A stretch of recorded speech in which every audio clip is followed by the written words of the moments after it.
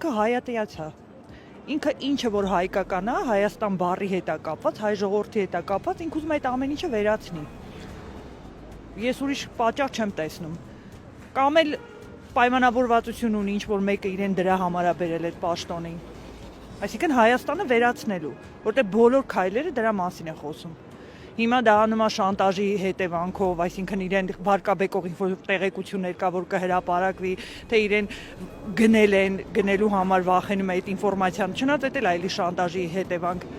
Բայց համենայն դեպս ինքը ընդամենը ատում է այն ինչ հայ է ու հայկական է, որովհետև եթե ես մտածեմ ինքը իշխանությունը պահելու համար է, ցանկացած իշխանության տարածք է պետք, ցանկացած իշխանության ժողովուրդ է պետք, որպեսզի ինքը ունենա իշխանություն։ Իսկ ինքը անում է քայլեր, որի արդյունքում կամ ժողովուրդը պետքա վերանա, կամ պետքա թողնի Հայաստանից գնա, Հայաստանի տարածքները տալիս է, այսինքն տարածք էլ չի լինելու։ Հետևաբար չի լինելու նաև իր իշխանությունը, ես չգիտեմ ինքը ինչի համար այդ ամեն ինչը անում։ Իր գործողությունները մենակ խոսում են հայ